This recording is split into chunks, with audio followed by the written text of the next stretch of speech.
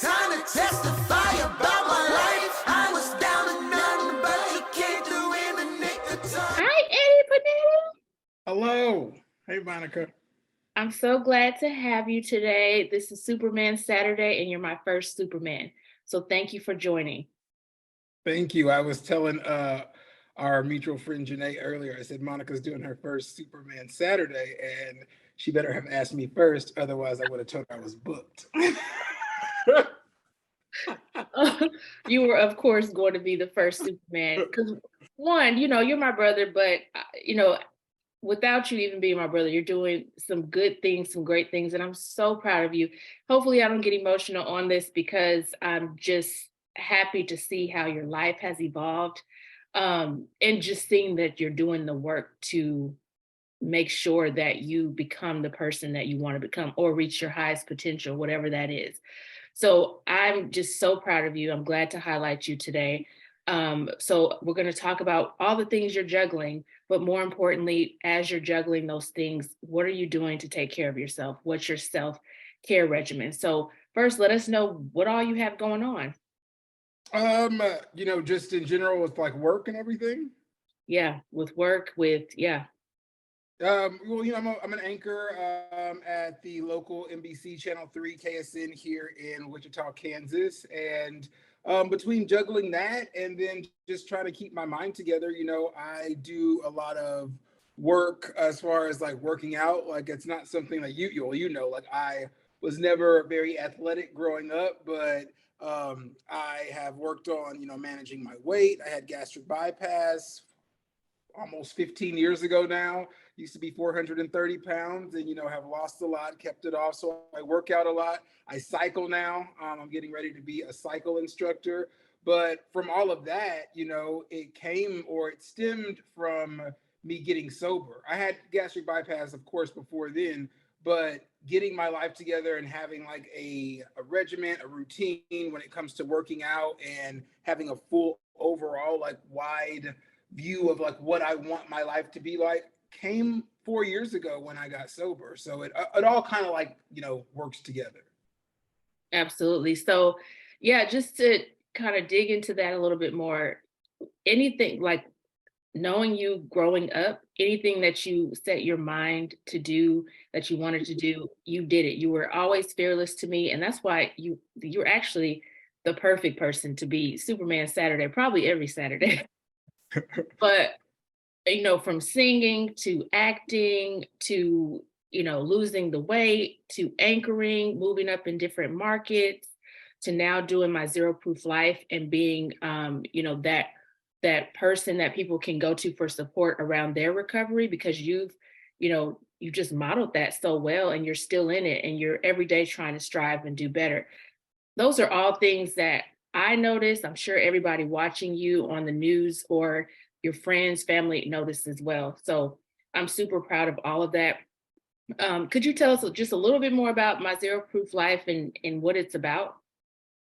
My Zero Proof Life. So it's my Instagram page. I have my page, and then I started this Instagram page about a year ago, or I had the idea a little over a year ago, and I was having lunch with my friend Kylie, and I was telling her how I wanted to do, this Zero Proof Life page. I had a different name at the time, and I was bouncing back between the two. But basically, it's just a sounding board for people who are in recovery, people who may be considering recovery, who just want to maybe think about getting on track to having a different type of lifestyle than they're currently living. And for me, everything changed, and I felt like the positivity just kind of started to shine bright. And basically, my life got back on track in a good direction when I got sober. You watched it. You watched like the hard stuff, and I battled food addiction obviously first before the drugs and alcohol. But they always say when you eliminate one addiction, if you already have another one, that one just exacerbates. And that's what happened. I was able to control my food intake after the gastric bypass, but I was already drinking heavily and I already, smoked marijuana, dipped and dabbed in drugs here and there. And then once I lost the weight, it was like, oh, I can do all this other stuff. And, you know, I got my confidence up and I started partying more, and the drinking was already out of control. And then it just, my life just started to crumble. But at the time, I didn't even know that that was happening, because in our field, in my field of media and news, like, well, in everybody's field for the most part, that's what they do. You know, the thing is, hey, do you want to go out? Do you want to get a drink? And that's the icebreaker. That's how you meet people. And so I was doing that every single night. And then it became like doing it for multiple hours a night, and then doing it by myself. And pretty soon I was just that person that was always drinking and was relying on it. And so at the same time, on the other side of the drinking was my career. And I managed not to let it interfere for the most part at first. And so I kept climbing. I went from Wichita Falls, where we grew up, to Tulsa, which was an 82 market jump at the time. And then I did 3.5 years in Tulsa, and then jumped to my dream station, Channel 9 in Denver. And that was the biggest thing for me. And so in my mind, I can sense that I have a problem. I can see that things aren't right, but things are looking pretty right. So why change anything? So I just kept going until I couldn't go anymore. And basically, long story long, I had two friends sit me down one day after getting kicked out of a bar the night before. I thought they were taking me out for drinks. They ended up taking me out and having basically a mini intervention, which I later found out they had tried to do before.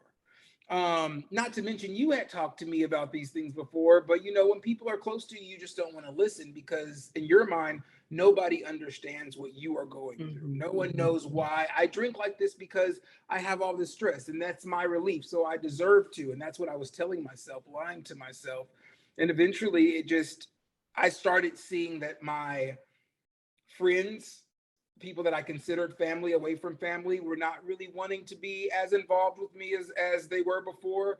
And then the biggest thing was that I started seeing the cracks in my career. I could start to see little cracks around here just start to happen. And we all know, once cracks happen, you know, that foundation and everything else just starts to crumble. And I didn't want to lose that.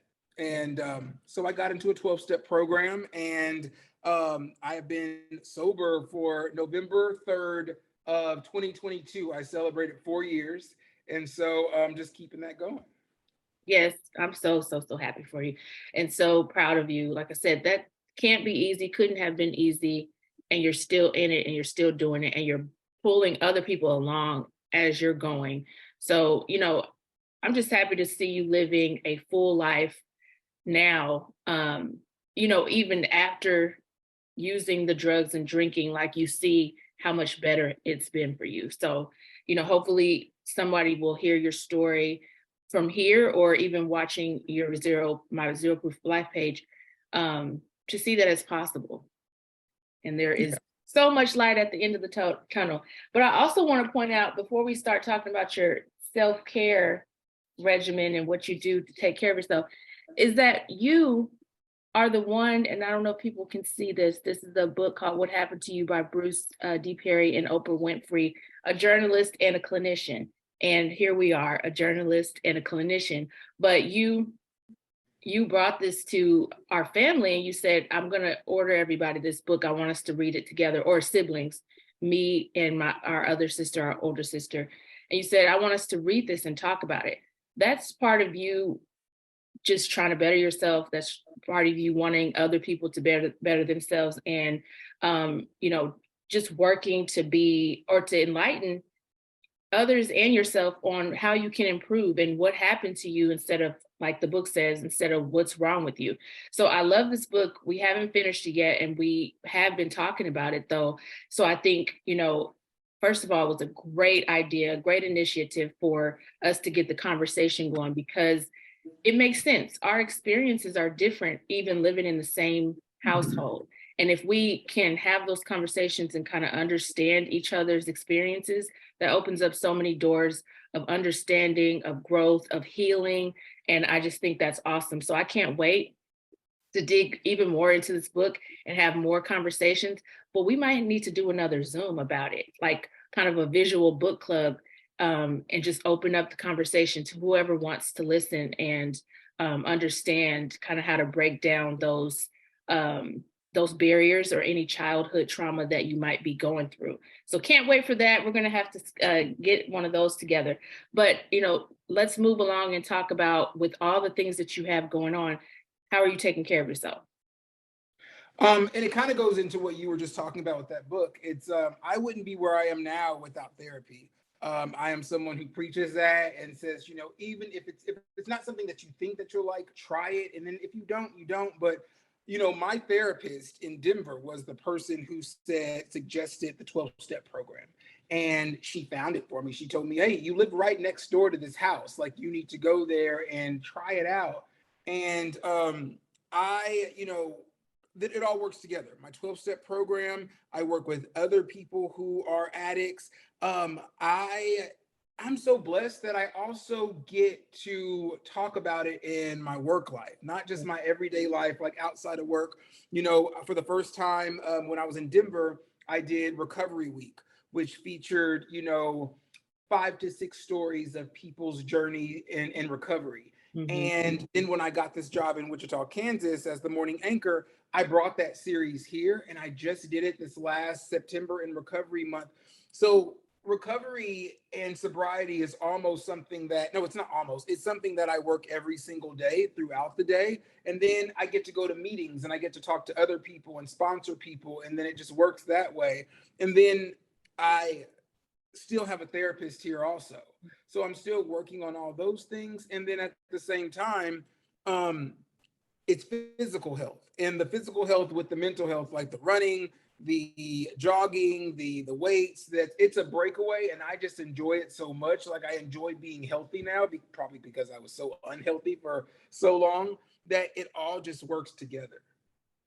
It really does. And I'm glad you said that, because that's one thing. I did a video before about how mental health and physical health are aligned, and if one's off, the other one's off. And so you really have to work on both. But that, you saying that you're, how into cycling you are now an instructor, um, it just goes back to what I said earlier, that anything you say you want to do and put your mind to, you are that person that just gets it done. So, very inspirational to me, and I just hope you stay motivated to do that. I'm sure you will, because that's a part of your personality. But also, I wanted to point out something that I noticed just now while you were talking, was that you are someone who can kind of share your world across environments. Like you said, you can talk about recovery at work. You have, kind of made your circle inclusive. Like, I know your friends and they know me, and you're just very inclusive about the things that you have going on in your life, which I think helps to cultivate a healthy life for you, because you don't have to be one person here, one person there. Everybody knows who Eddie is. Everybody knows how Eddie's going to show up. You can expect consistency. That is healthy. And, we're all working on ourselves. Therapists need therapists too. So as I'm saying that you have that quality, that's something that I admire that I don't always do. I kind of compartmentalize, everybody. I mean, I'm the same person, but everybody doesn't get to, kind of share in everything. And I may not be so inclusive. But I think, as I'm thinking about it and talking now, it is super healthy to be able to kind of have everybody just in your world and be able to see that. And they just can see who Eddie is across the board. So kudos to you again. I'm just so happy and proud, and so happy to have you on this Zoom and to share you with other people. So yeah, if there's anything you want to plug, like, tell people where they can find My Zero Proof Life. If they want to catch some news videos, let them know where they can find you on Instagram. Well, it's Instagram. It's at My Zero Proof Life. And so at MyZeroProofLife. I post things on there. I also, everything that I post on My Zero Proof Life links to my Eddie Randall professional page on Facebook. Are we running out of time? No, not yet. Okay, because I wanted to say, you had mentioned something, and just about, being open. And I like to talk a lot about, the thing is that I finally feel like I am myself, and myself across the board. Like, on social media, like, there's so many ways we can present to people what we want them to see. And I actually try my best to live my life in a way where what you see on social media is the same thing that you see if you just were going to pass me in the grocery store. And that isn't something that I've always been able to do. And I am happy that I lived this life where, I don't know, like after getting sober and everything, losing the weight, just really finding out who Eddie is. And once I realized, hey, I like this person. And then I realized, no, I don't just like Eddie, I love Eddie. I didn't love myself for a long time. And now I know that I do. So I don't really, I don't want to be like, I don't care what people think. But for the most part, I really don't. Like, I have feelings, so they still get hurt when people say hurtful things. But for the most part, I don't let that, I don't let that mess up my energy. At least I try not to. Like, I'm the same Eddie that you see now and that you see on the Zoom is the same Eddie that I hope you see, like, if you watch the morning show, and that took a lot. And, like it took, the admitting that I was, an alcoholic and that, I was a drug addict and, coming out to my family, I'm a part of the LGBTQ plus community. And I just feel free to where I am so comfortable with who I am that I don't really care. And I love living this life. And so many people walk up to me and say, good job. And like, we appreciate you. And we can see that you're genuine. And that's one of the most important things to me is that I come off as genuine because I want people to know this really is that this is the everyday Eddie. Minus a few jokes, I can tell a lot of jokes. That's Eddie too. And we all love and appreciate who you are and that, you just invite us into that and it's consistent. But you made a really good point. And I was talking to a friend about that yesterday where, we were talking about relationships and dating is basically, being able to, process of elimination. You date, you figure out if that's a fit for you. If it's not, you move on. And it's not easy as easy as I made it sound, because emotions are involved. But at the same time, as you're learning yourself, as you're learning to love yourself, what we talked about yesterday, me and my friend, was that, if you like your company, if you think you're a dope person and you like your own company and you like yourself, you are not in a position to be desperate for anyone's approval or anyone's company. Like, you can go to the movies by yourself, you can go eat by yourself, you can go watch whales like I've done by myself, and you're not like looking like for anybody to, I guess, fill that void, because the void is filled. It's you, and you like your own company. And I think that's very important that people work on liking themselves, just like you said, work on loving yourself so that you're not in a position to be desperate and just be trying to grab whoever's available to give you that validation and to give you that company that you're yearning for. So well said. Thank you for sharing. Eddie shared his Instagram pages, so go check him out. And that's it. I'm so glad to have you today, Eddie. This was a great conversation and more to come because we're going to talk about this book. Yes. Oh, yeah, I'm excited about that too. I'm glad you call it Superman Saturday. I was sitting here thinking, and I was like, if mommy was on here, she'd say, yeah. And that's when we would end the Zoom. Exactly. Oh. Okay, Eddie, I love you, and I'll talk to you later. Love you too.